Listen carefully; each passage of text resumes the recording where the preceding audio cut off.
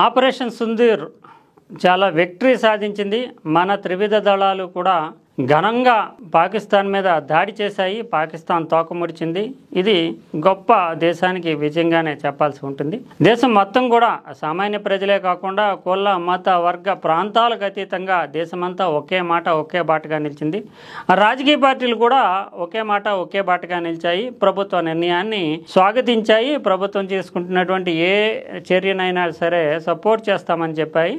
విషయం ముగిసిపోయింది. Operation Sindoor almost ముగిసిపోయిన తర్వాత ఇప్పుడు ఎవరిది రాజకీయం మళ్ళీ రంగప్రవేశం చేసింది. ఇప్పుడు రాజకీయంలో ప్రధానంగా ఏంటంటే భారతీయ జనతా పార్టీ నరేంద్ర మోడీకి ఈ క్రెడిట్ ఏమన్నా దక్కుతుందా? గతంలో అయితే ఉరీ కావచ్చు, పుల్వామా కావచ్చు, వీటి విషయంలో నరేంద్ర మోడీకి కేంద్ర ప్రభుత్వానికి చాలా క్రెడిట్ రావడము, దానివల్ల రాజకీయ ప్రయోజనాలు ఇవన్నీ లభించడం అనేది జరిగింది. ఇప్పుడు ఆపరేషన్ సింధూర్లో మళ్ళీ నరేంద్ర మోడీ ఆ క్రెడిట్ని తెచ్చుకుంటారా అనేటటువంటి విషయంలో ప్రధాన ప్రతిపక్షమైనటువంటి కాంగ్రెస్ పార్టీ రంగప్రవేశం చేసి ఇప్పుడు రాజకీయ క్రీడకి శ్రీకారం చుట్టింది.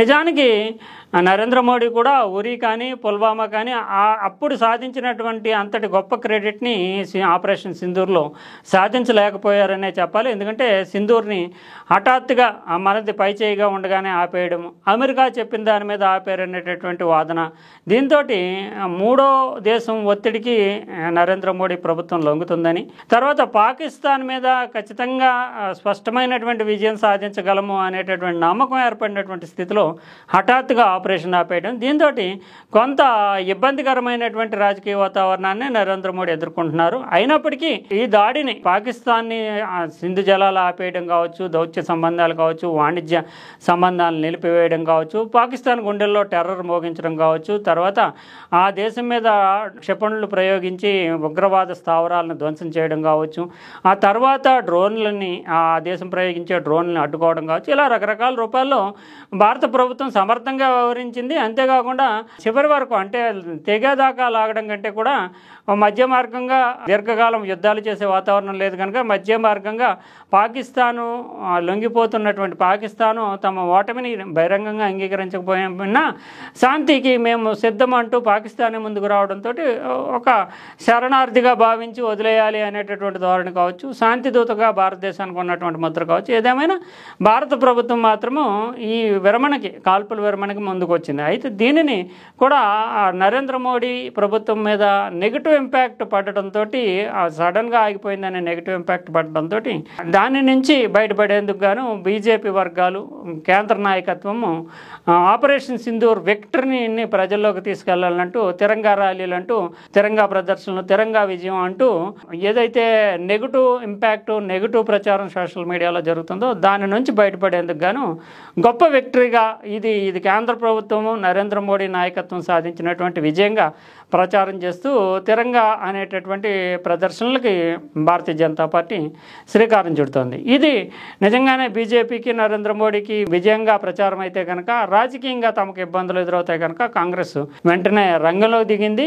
గతంలో లాగా ఉరీ పుల్వామాలో లాగా ఆ క్రెడిట్ మోడీకి దక్కితే కనుక భవిష్యత్తులో ఎలక్షన్స్లో ఇబ్బంది ఉంటుందనే ఉద్దేశంతో కాంగ్రెస్ పార్టీ అత్యున్నత స్థాయిలోనే సమావేశం కావడము, అసలు ఆపరేషన్ సింధూర్ని ఎందుకో సడన్గా ఆపేశారు, దాని వెనక ఉన్న కారణాలు ఏంటి చెప్పాలి, ఆ ప్రజలకు సమాధానం చెప్పాలి, పార్లమెంట్ సమావేశాలు పెట్టి అసలు ఏం జరిగింది అనేది వివరించాలి, అంతేకాకుండా పహల్గామ్ దాడి జరగడానికి భద్రతా వైఫల్యాల మీద చర్చించాలి. మూడో దేశం మధ్యవర్తిత్వానికి భారతదేశం ఎప్పుడు కూడా ఒప్పుకోలేదు. కానీ అమెరికా అధ్యక్షుడు డొనాల్డ్ ట్రంప్ తానే ఈ మధ్యవర్తిత్వాన్ని వహించాను, యుద్ధాన్ని తానే ఆపానని చెప్తున్నారు. దీని మీద నరేంద్ర మోడీ ఎందుకు స్పందించట్లేదు? మూడో పక్షం నిజంగానే ఎంటర్ అయిందా? కాశ్మీర్ అనేటటువంటిది కానీ భారత పాకిస్తాన్ మధ్య ద్వైపాక్షిక సంబంధాలు కానీ ఇద్దరు కలిసి కూర్చొని చర్చించుకోవాల్సిన అంశాలు. అమెరికా మధ్యవర్తిత్వానికి భారతదేశం అంగీకరిస్తుందా? దీని మీద నరేంద్ర మోడీ మౌనం ఏంటి? ఈ మౌనానికి నిరసన పహల్గామ్ భద్రతా వైఫల్యాలు, ఆపరేషన్ సింధూర్ని హఠాత్తుగా ఆపేయడం, ఇలాంటి అనేక అంశాల్లో కేంద్ర ప్రభుత్వాన్ని నరేంద్ర మోడీ నాయకత్వాన్ని ప్రశ్నించే విధంగా కాంగ్రెస్ పార్టీ పెద్ద ఎత్తున ప్రజల్లోకి వెళ్ళడానికి జై హింద్ ర్యాలీలు అంటూ, ఇది కేవలము కేంద్ర ప్రభుత్వ వైఫల్యాలను బయటపెట్టి రాజకీయ నాయకత్వ లోపాలని, నరేంద్ర మోడీ బలహీనతల్ని బయట బయటికి తీసుకురావడం అనే లక్ష్యంగా కాంగ్రెస్ పార్టీ జై హింద్ ర్యాలీలకి శ్రీకారం చుడుతోంది. ఇది పూర్తిగా ఒక పొలిటికల్. అయితే ఇదే సందర్భంలో మళ్ళీ అటు ఇందిరాగాంధీ 1971లో బంగ్లాదేశ్ ఏర్పాటు కావడానికి, పాకిస్తాన్ ఓడించడానికి, అమెరికా చెప్పినా వినకుండా పాకిస్తాన్తో యుద్ధానికే సిద్ధపడడానికి, ఇటువంటి అంశాలను చూపిస్తూ కాంగ్రెస్ పార్టీ నాయకత్వం ఎంత బలంగా వ్యవహరించింది. ఇందిరాగాంధీ నాయకత్వాన్ని నరేంద్ర మోడీతో పోలుస్తూ బలహీనమైనటువంటి ప్రధాని భారతీయ జనతా పార్టీ కంటే కూడా మహోన్నతమైనటువంటి శక్తి నరేంద్ర మోడీ కంటే ఇందిరాగాంధీ సమర్థమైనటువంటి నిర్ణయాలు తీసుకోగలిగారు. అమెరికాని దూరంగా పెట్టడంలో కానీ, అమెరికా చెప్పినా వినకుండా తమ నిర్ణయాన్ని తాము తీసుకోవడంలో కానీ శక్తివంతమైనటువంటి నాయకురాలు ఇందిరా అంటూ ప్రొజెక్ట్ చేయడానికి కాంగ్రెస్ పార్టీని, తద్వారా ప్రొజెక్ట్ చేయడానికి కాంగ్రెస్ ప్రయత్నిస్తుంది. ఈ నేపథ్యంలోనే కాంగ్రెస్ పార్టీలో ఉండేటువంటి బలహీనతల్ని బయటపెట్టడానికి మరోవైపు బీజేపీ పెద్ద ఎత్తున, ఎందుకంటే నరేంద్ర మోడీ అధికారంలోకి వచ్చిన తర్వాతే పాకిస్తాన్లో టెర్రర్ పుట్టిస్తున్నారు, పాకిస్తాన్కి తమ జోలికి వస్తే ఎట్టి పరిస్థితుల్లోని ఊరుకోము, మీ దేశం మీద, మీ దేశంలో ఉండేటటువంటి ఉగ్రవాద మోటాల మీద కూడా ఇక్కడి నుంచే యుద్ధం తరహాలో దాడి చేస్తామనే సంకేతాలు పంపారు అనేటటువంటి ఒక కొత్త వాదనని మళ్ళీ భారతీయ జనతా పార్టీ వెలుగులోకి తీసుకొస్తుంది. ఇదే సందర్భంగా కాంగ్రెస్ పార్టీ టైంలో చోటు చేసుకున్నటువంటి లోపాలను కూడా బయటపెడుతూ పెద్ద ఎత్తున ప్రచారం చేస్తున్నారు.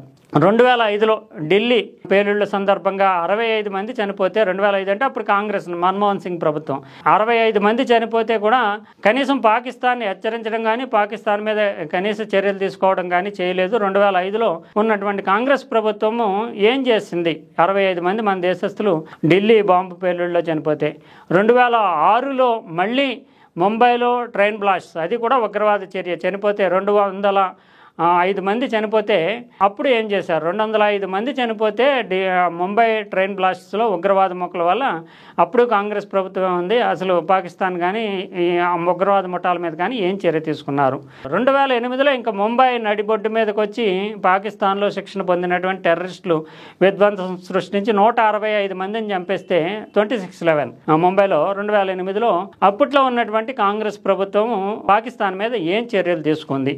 2010లో మళ్ళీ ఢిల్లీ పేలుళ్ళు, 2011లో పూణే పేలుళ్ళు, 2013లో హైదరాబాద్ పేలుళ్ళు. ఈ ఎన్ని సందర్భాల్లోనూ కూడా ఏదో శాంతి చర్చలు అంటుంది తప్ప పాకిస్తాన్కి కట్టి హెచ్చరికను కానీ, పాకిస్తాన్లో ఉగ్రవాద మూకలపైన దాడి చేయడానికి కానీ, పాకిస్తాన్ మీద కనీసం సర్జికల్ స్ట్రైక్స్ చేయడానికి కానీ, కనీసం పాకిస్తాన్కి సంబంధించినటువంటి వివిధ వ్యవహారాల్లో నియంత్రించడానికి కానీ, సింధు నదీ జలాల వంటి విషయంలో నిర్ణయం తీసుకోవడం కానీ, చాకచక్యాన్ని కానీ లేదంటే సాహసాన్ని కానీ చూపకుండా కాంగ్రెస్ ప్రభుత్వం, అంటే నరేంద్ర మోడీ రాకముందు ఉన్నటువంటి కాంగ్రెస్ ప్రభుత్వం పూర్తి వైఫల్యాన్ని, నిస్సహాయతని చూపింది. అంతేకాకుండా ధైర్యం చేయలేకపోయింది, సమర్థమైనటువంటి నాయకత్వాన్ని దేశానికి అందించలేకపోయింది. అందువల్లే 200 మంది, 160 మంది మన దేశం నడిగడ్డ మీదకి వచ్చి ఉగ్రవాదులు దాడి చేసి చంపేసినా కూడా చూస్తూ ఉండిపోయినటువంటి నిస్సహాయ పరిస్థితిలో భారతదేశం ఉండిపోయింది. అందుకు కాంగ్రెస్ పార్టీ మాత్రమే కారణము. అదే ఉరి దాడి జరగగానే మనము వాళ్ళ మీద అటాక్ చేయడం కానీ,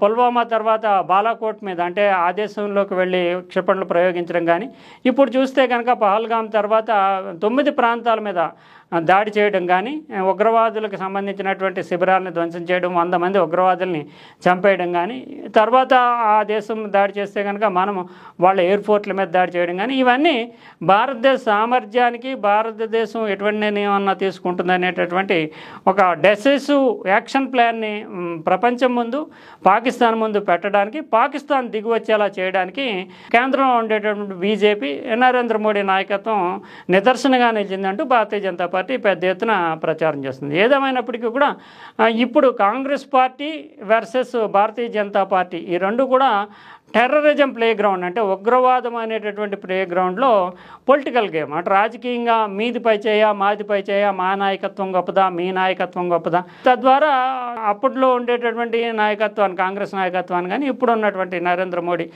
బీజేపీ నాయకత్వాన్ని కానీ ప్రజలలో దృష్టిలో దోషులుగా లేదా బలహీనులుగా చూపడానికి పెద్ద ఎత్తున ఒక పొలిటికల్ గేమ్ దేశంలో నడుస్తుంది. ఇది చాలా కాలం కొనసాగేటటువంటి సూచనలే కనిపిస్తూ ఉన్నాయి.